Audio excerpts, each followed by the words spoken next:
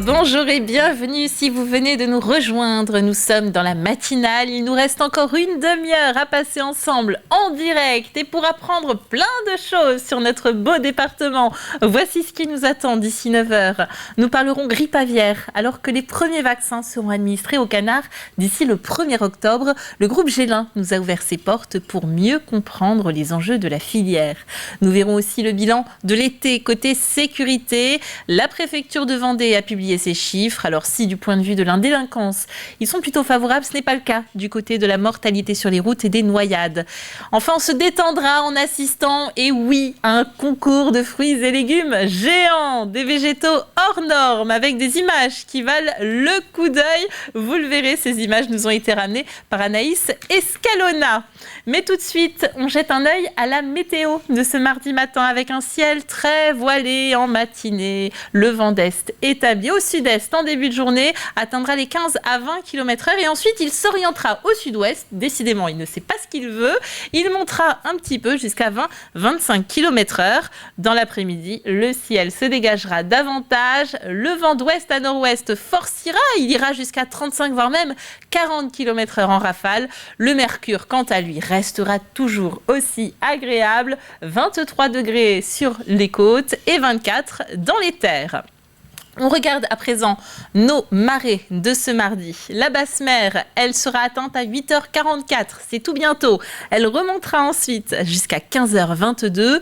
Le coefficient remonte un petit peu par rapport à hier, mais il reste faible, 55 à 65.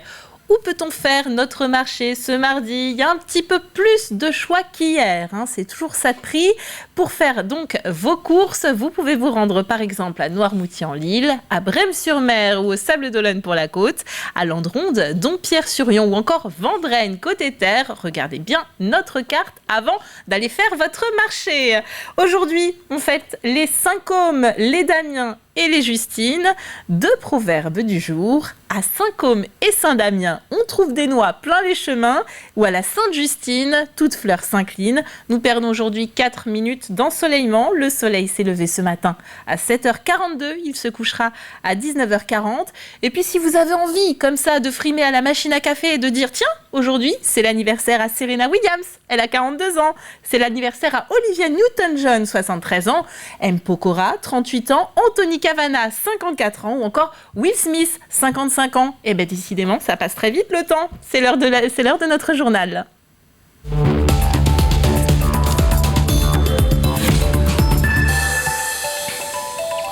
La campagne de vaccination des canards contre la grippe aviaire démarrera au 1er octobre. L'influenza, véritable épée de Damoclès au-dessus de la tête des éleveurs. Les élevages Gélin ont connu 50% d'approvisionnement en moins d'un mois en 2022 pour cette raison. Alors, comment est vécue cette incertitude ? À Chauchet et Dompierre-sur-Yon, les établissements du groupe nous ont ouvert leurs portes. Un reportage de Colline Davy. Il y a quelques mois encore, c'était beaucoup moins bruyant dans ces bâtiments. Ici vivent actuellement 120 000 poules pondeuses réparties sur 8 bâtiments. Mais l'élevage du Guéry a, comme bien d'autres, été touché par la grippe aviaire en 2022. Ça a commencé par les bâtiments du fond. Ça s'est répandu à une vitesse phénoménale. Ça apporte une crainte en plus le matin, de rentrer dans le bâtiment et de pouvoir se dire ça y est, c'est arrivé chez nous. Et quand on a tout ce qu'il y a en place au niveau biosécurité et qu'on arrive à l'attraper, c'est dur. Et quand les élevages sont touchés, c'est toute la filière qui subit. Le groupe Gélin a vu son approvisionnement réduit de moitié en moins d'un mois au pire de la crise. Une situation inédite à laquelle il a fallu s'adapter. On a souffert pendant la grippe aviaire de pénurie d'approvisionnement et on a dû travailler avec nos clients justement pour décaler les commandes, diminuer les commandes. Ça reste une épée de Damoclès pour nous effectivement et on travaille avec nos métiers à travers nos ambassadeurs, nos chauffeurs de poids lourds sur des pratiques de biosécurité à travers des modes de désinfection, l'utilisation de pédisacs, des nettoyages et des désinfections avant de rentrer et en sortie d'élevage. Un espoir en plus, la vaccination débutera au 1er octobre pour les canards. Si la poule pondeuse n'est pas encore concernée, la filière anticipe. La filière pondeuse a demandé à ce que l'État se prémunisse d'un stock de vaccins et vaccins pondeuses et d'Inde de chair, puisque c'est le même. Par contre, on n'a pas de stratégie vaccinale de déterminer, tout simplement parce que on y va étape par étape. On est optimiste quand même sur la réussite de notre protocole ou de notre stratégie pour les périodes à venir, mais bon, le vaccin n'est pas l'assurance tout risque. Pour que ces œufs continuent de défiler, l'alliance du vaccin et de la biosécurité à toutes les étapes est donc indispensable. Vol, accident de la route, noyade. L'heure est au bilan de la sécurité pour la période estivale. La préfecture de Vendée a communiqué ces derniers chiffres et ils sont plutôt mitigés. Compte rendu de Caroline Tronche, extrait de son intervention sur notre plateau ce lundi soir. 245, c'est le nombre de renforts mobilisés cet été dans le département, ventilé de la manière suivante. Regardez, 155 militaires, 30 policiers, dont 11 nageurs sauveteurs et 60 CRS. Un chiffre auquel s'ajoutent aussi des renforts de militaires sentinelles dans les zones où il y a une forte concentration de population, comme au Puy-du-Fou par exemple, et des pompiers aussi pour faire face à l'afflux de touristes en Vendée l'été. En général, s'il faut le rappeler, la Vendée l'été, c'est 4 à 5 millions de personnes en plus. Alors ces renforts ont-ils permis de passer un été serein ? D'un point de vue des cambriolages, a priori, oui, puisque, là encore, regardez, leur nombre a baissé par rapport à la même période estivale en 2022. 2904 faits de cambriolage cet été contre 3078 l'année dernière. En revanche, police et gendarmerie ont eu plus d'interventions pour ce qu'on appelle des violences intrafamiliales, c'est-à-dire à l'intérieur d'un même foyer, souvent sur fond d'alcool. 27 faits en plus cet été par rapport à 2022. On a aussi le sentiment d'avoir beaucoup parlé de noyades cet été. Et ce n'est pas uniquement un sentiment.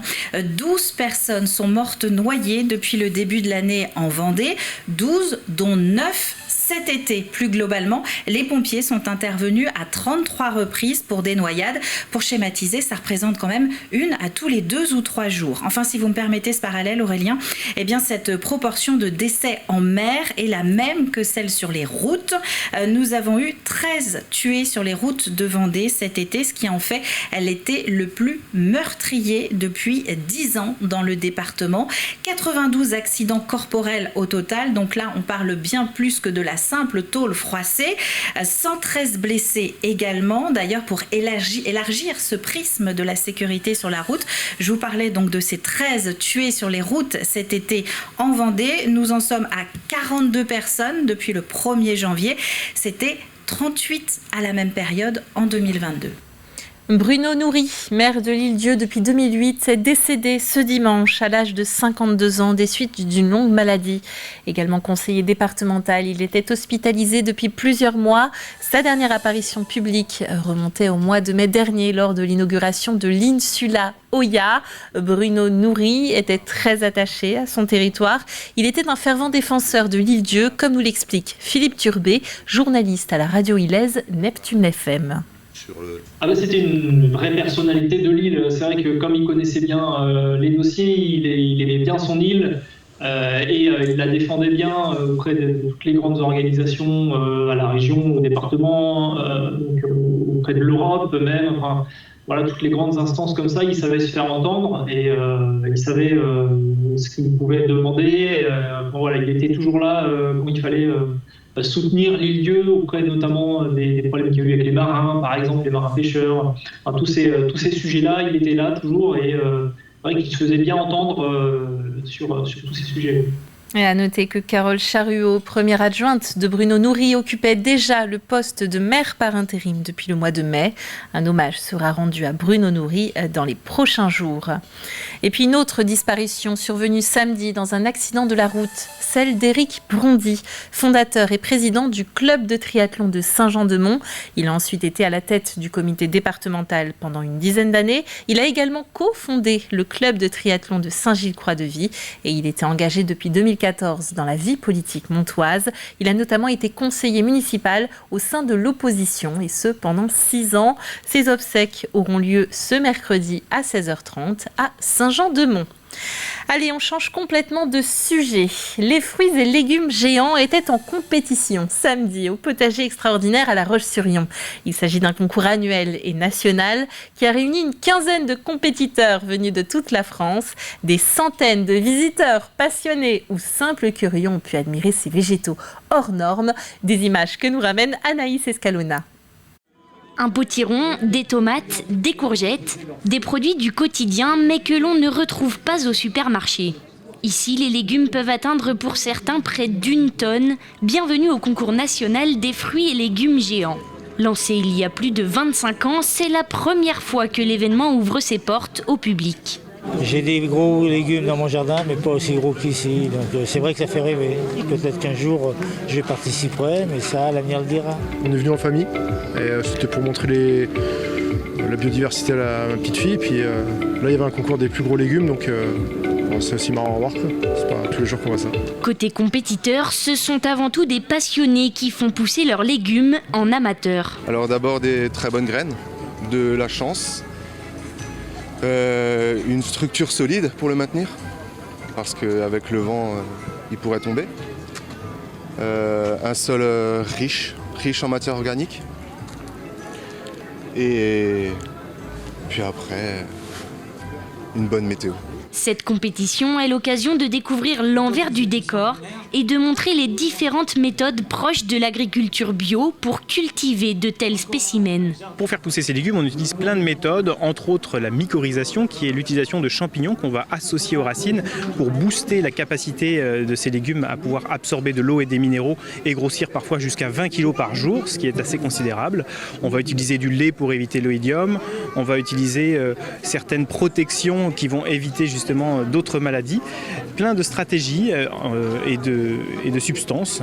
On utilise aussi parfois le kelp, qui est une algue spécifique et qui permet une bonne adaptation de la plante aux agressions des différentes maladies et du climat. Et le vainqueur du concours, c'est lui, un potiron de presque 870 kilos. Et voilà, maintenant on a tous les tuyaux pour faire pousser des légumes géants, il n'y a plus qu'à s'y mettre.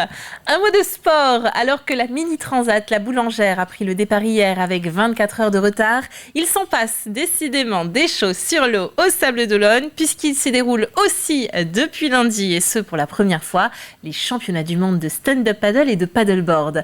La compétition a débuté avec des conditions, vous le voyez, de mer absolument idéales. 316 participants représentant 29 nations sont présents alors sur la plage de Tanchette jusqu'à mercredi et puis sur la grande plage jusqu'à dimanche. On retrouve les meilleurs spécialistes mondiaux de ce sport qui regroupe plusieurs disciplines et cocorico, les Français font partie des favoris. Aujourd'hui nous avons 29 nations et 256 compétiteurs. Et au total, on a 316 participants puisqu'on a des compétiteurs qui font plusieurs disciplines. On va découvrir 3 disciplines particulières. Le subsurfing, donc aujourd'hui ici à Tanchette. Donc en fait, on surfe la vague avec une pagaie dans la main, mais c'est les mêmes évolutions. Après, on a le sup racing, où là, ce sont de la longue distance ou de la technical race. Donc là, on change de support. On est sur un support qui fait 4 mètres. Qui est fait pour aller vite et droit. Et puis après, on a le paddleboard, où là, du coup, c'est à genoux, on rame avec les bras sur une épreuve longue distance. Et mon petit doigt me dit que les Français vont particulièrement s'illustrer dans ces 3 disciplines. Voilà en tout cas ce que l'on peut dire pour l'actualité vendéenne du jour. On termine ce flash avec les prévisions météo détaillées de ce mardi matin. Et je vous le disais, il faut s'attendre à des bancs de brouillard plus fréquents à l'ouest et au nord du département. En dehors de cette grisaille, on aura la chance d'avoir par-ci par-là des petites éclaircies. Mais ce sera en tout cas toujours aussi agréable du côté des températures.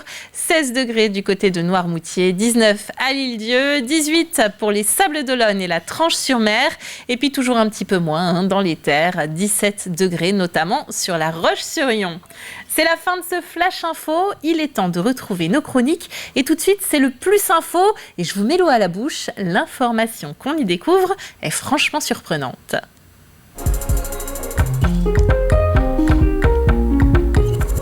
Une information surprenante, vous disais-je, car figurez-vous qu'en Vendée, on y fait pousser des ananas. Aussi incroyable que cela puisse paraître, et cela semble bien fonctionner. En tout cas, c'est pas moi qui le dis, c'est un agronome. On l'écoute.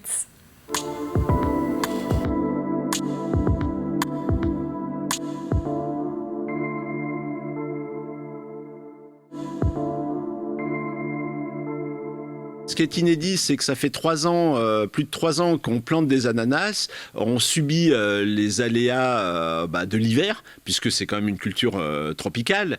Et puis on a eu de toutes sortes de surprises, hein, d'agréables surprises quand ça pousse. Et puis l'hiver dernier, on a eu une semaine au mois de décembre, première semaine de froid, hein, de froid persistant. Hein, et ça a cramé toute la culture. Voilà. Donc là, j'étais plutôt démoralisé. Mais la nature est toujours résiliente, et beaucoup plus résiliente qu'on ne peut se l'imaginer.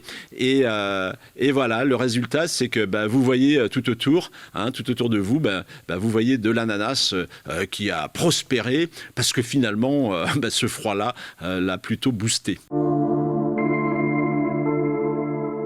Quand on voit un petit peu ce qu'on peut faire, quand on augmente considérablement et durablement les taux de carbone, on s'aperçoit que les rendements explosent. Hein, c'est incompréhensible, on n'est même plus crédible tellement les plantes se chargent en fruits. Et donc ça appelle à plein d'interrogations.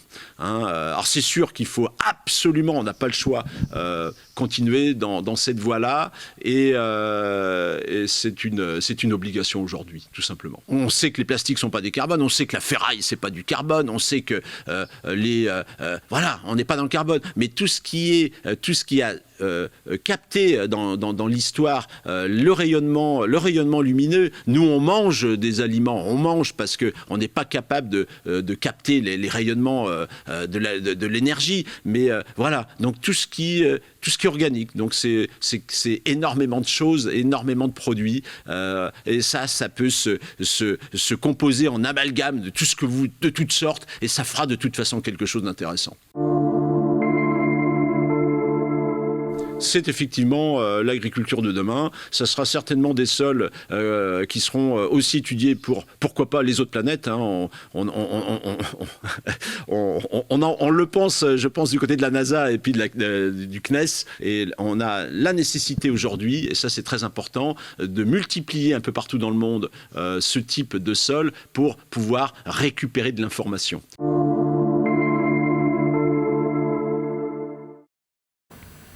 Et ces ananas poussent donc à Saint-Hilaire-de-Riez, et petite précision donc, dans une serre tropicale non chauffée.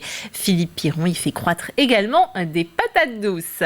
Allez, on passe à la chronique asso de la semaine avec le déferlement d'une couleur.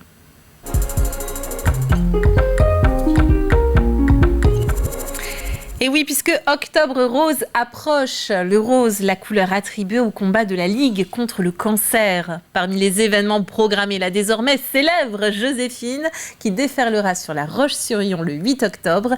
Les bénéfices seront bien évidemment reversés à la Ligue. Mais ensuite, que deviennent ces fonds et comment sont-ils utilisés? Explication avec Colline Davy.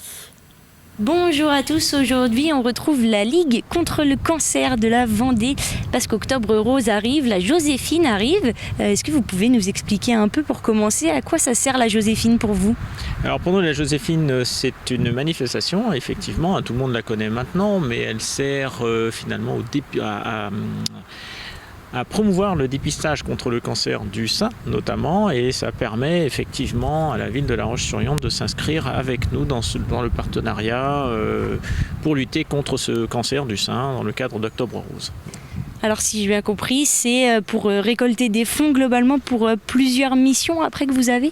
Alors oui, la mission principale, enfin l'intérêt principal de la Ligue, ce n'est pas de récolter des fonds, c'est d'aider notamment les patients et leurs aidants à mieux supporter le cancer. C'est aussi d'aider à la recherche contre le cancer. Alors là, Octobre Rose, c'est un focus sur le cancer du sein, mais notre mission, c'est l'ensemble des cancers, évidemment. Et puis, on a toutes les mesures de prévention. Donc, la Joséphine est une grosse manifestation. Effectivement, cela rapporte beaucoup de fonds à la Ligue pour justement aller dans le sens de ces missions-là, et notamment l'aide et le support aux malades. Voilà. Et alors justement, on parle de la Joséphine, on parle aussi d'Octobre Rose parce que plus globalement, il n'y a pas que cette course, vous êtes ailleurs. Non, évidemment, nous sommes ailleurs puisque Octobre Rose, c'est l'ensemble des manifestations finalement, hein, c'est le mois de la prévention contre le cancer du sein. Donc effectivement, pendant ce mois-là qui est effectivement maintenant international, hein, il y a un ensemble de manifestations de beaucoup de nos partenaires et d'autres associations et même d'individus pour aider dans cette mission de lutte contre le cancer du sein, effectivement.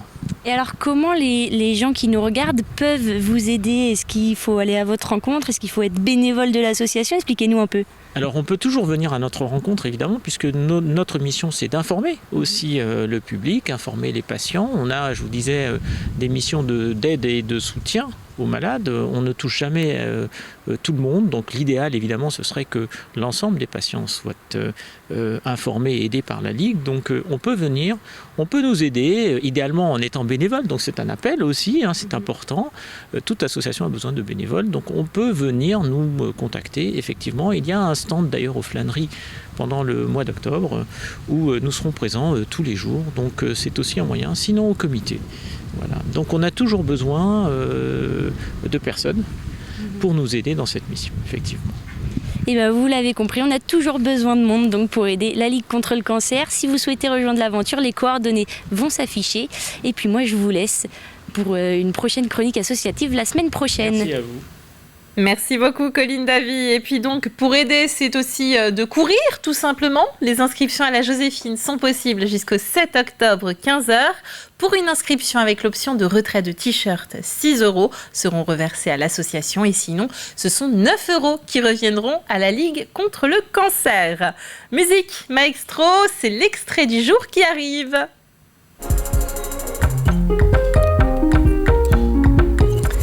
Et de la musique donc dans cet extrait, puisque nous vous faisons découvrir aujourd'hui un fragment de l'émission Backstage.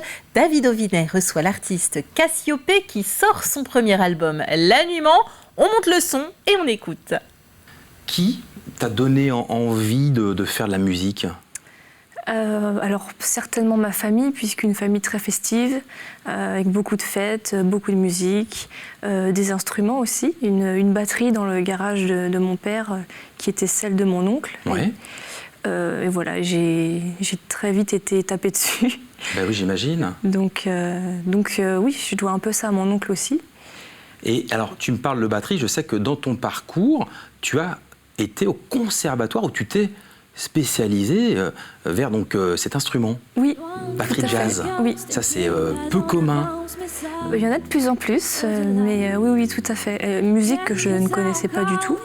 Moi, je venais surtout de la variété, du hard rock, voire métal. Et d'ailleurs, j'y suis encore. Toujours ? Oui, mais... Influence métal. Tout à fait. Ah ouais. Oui. Alors ça s'entend pas forcément. Mais oui, c'est surprenant. Dans l'album qui va sortir. Et le jazz, donc oui, que j'ai découvert avec le conservatoire et que je ne quitte plus. Rien n'était prédit, ça s'est joué en une nuit, promis. Je plaisantais.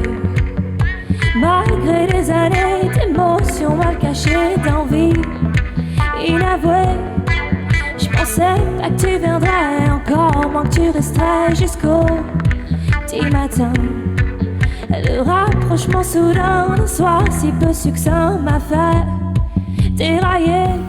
Et l'émission est à découvrir en intégralité aujourd'hui sur votre chaîne préférée ainsi que sur notre site internet TV Vendée, tout comme quasiment la quasi-totalité de nos programmes d'ailleurs. Allez, il est l'heure de jouer avec nous.